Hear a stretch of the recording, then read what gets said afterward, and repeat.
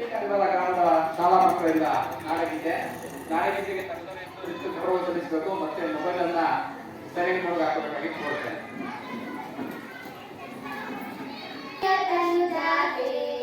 ಜಯ ಹೇ ಕರ್ನಾಟಕ ಮಾತೆ, ಜಯ ಸುಂದರ ನದಿವನಗಳ ನಾಡೆ, ಜಯ ಹೇ ರಸ ಋಷಿಗಳ ವೀರೆ, ಭೂದೇವಿಯ ಮಕ್ಕುಟದ ನವಮಣಿಯೇ, ಗಂಧದ ಚಂದದ ಹೊನ್ನಿನ ಗಣಿಯೇ, ರಾಘವ ಮಧುಸೂದನರವತರಿಸಿದ ಭಾರತ ಜನನಿಯ ತನುಜಾತೆ, ಜಯ ಹೇ ಕರ್ನಾಟಕ ಮಾತೆ, ಜನನಿಯ ಜೋಗುಳ ವೇದದ ಘೋಷ, ಜನನಿಯ ಜೀವವು ನಿನ್ನಾವೇಶ, ಹಸುರಿನ ಗಿಡಗಳ ಶಾಲೆ, ನಿನ್ನ ಕೊರಳಿನ ಮಾಲೆ, ಕಪಿಲ ಪತಂಜಲ ಗೌತಮ ದಿನನುತ ಭಾರತ ಜನನಿಯ ತನುಜಾತೆ, ಜಯ ಹೇ ಕರ್ನಾಟಕ ಮಾತೆ, ಸರ್ವ ಜನಾಂಗದ ಶಾಂತಿಯ ತೋಟ, ರಸಿಕರ ಕಂಗಳ ಸೆಳೆಯುವ ನೋಟ, ಹಿಂದೂ ಕ್ರೈಸ್ತ ಮುಸಲ್ಮಾನ,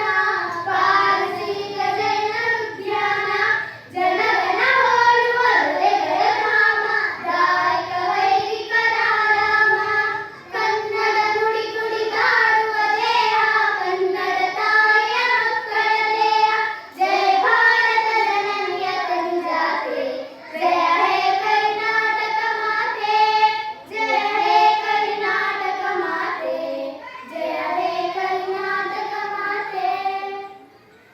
ಆಗಮಿಸಿದ್ದಾರೆ, ಅಧ್ಯಕ್ಷತೆಯನ್ನು ವಹಿಸಿಕೊಂಡಿದ್ದಾರೆ. ತಮ್ಮೆಲ್ಲರ ಪರವಾಗಿ ಸ್ವಾಗತ ಬಯಸುತ್ತೇನೆ.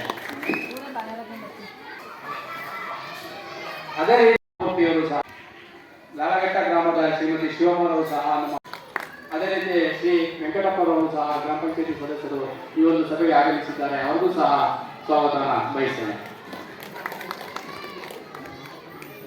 ಅದೇ ರೀತಿ ರೇಷ್ಮೆ ಇಲಾಖೆಯಿಂದ ಶ್ರೀ ರಾಜು ಅವರು ಸಹ ಆಗಮಿಸಿದ್ದಾರೆ.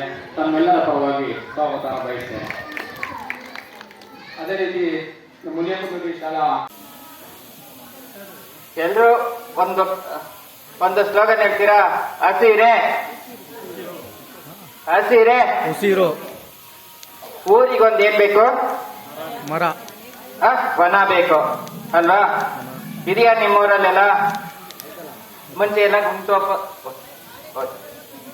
ಆ ತರ ಇದು ಬೇಕು. ಅದೇ ರೀತಿ ನೆಕ್ಸ್ಟ್ ಅರಣ್ಯ ಏನಾಗ್ತಾ ಇದೆ? ಕ್ಷೀಣಿಸ್ತಾ ಇದೆ.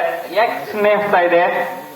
ತುಂಬಾ ಕಡಿಮೆ ಜನಸಂಖ್ಯೆ ಜಾಸ್ತಿಯಾಗಿ ನಮಗೆ ಜಮೀನ್ ಬೇಕು ಉಳುಮೆ ಮಾಡ್ಕೊಂತ ಕಾಡನ್ನ ಕಡಿತಾ ಇದೀವಿ. ಕಾಡಲ್ಲಿ ಇರೋಂತ ದೊಡ್ಡ ದೊಡ್ಡ ಮರಗಳೆಲ್ಲ ಕಡ್ಕೊಂಡ್ಬಿಟ್ಟು ಮನೆ ಆಗಿದೆ. ಇವಾಗ ನಮಗೆ ಮರಳು ಸಹ ಸಿಗ್ತಾ ಇಲ್ಲ. ಇವಾಗ ಏನಾಗ್ತಿದೆ?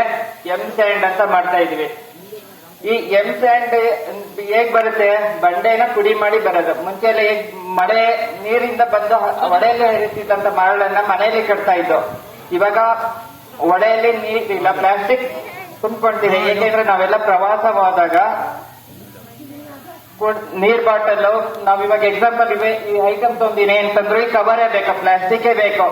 ನಾವೆಲ್ಲರೂ ಏನಂದ್ರೆ ಪ್ಲಾಸ್ಟಿಕ್ ಇಂದಲೇ ಜೀವನ ಇಲ್ಲ, ಆ ತರ ಆಗಿದೆ. ಅದಕ್ಕೋಸ್ಕರ ಏನ್ ಮಾಡ್ಬೇಕು? ನಾವು ಆದಷ್ಟು ಕಡಿಮೆ ಮಾಡ್ಬೇಕು, ರಿಯೂಸ್ ಮಾಡ್ಬೇಕು. ಪ್ಲಾಸ್ಟಿಕ್ ಬ್ಯಾಗ್ಗಳನ್ನ ಮತ್ತೆ ಪುನಃ ಉಪಯೋಗಿಸಂತ ಕವರ್ಗಳನ್ನ ಉಪಯೋಗಿಸ್ಕೊಳ್ಬೇಕು. ಅವಾಗ ಮಾತ್ರ ನಮ್ಮ ಪರಿಸರದಲ್ಲಿ ಒಳ್ಳೆ ಉತ್ತಮ ವಾತಾವರಣ ಇದು ಮಾಡ್ಬೋದು. ಅದೇ ರೀತಿ ನಮ್ಮಲ್ಲಿ ಪ್ರತಿಯೊಂದು ಗಿಡಗಳ ಬಗ್ಗೆ ಅನುಭವ ಇಲ್ಲ.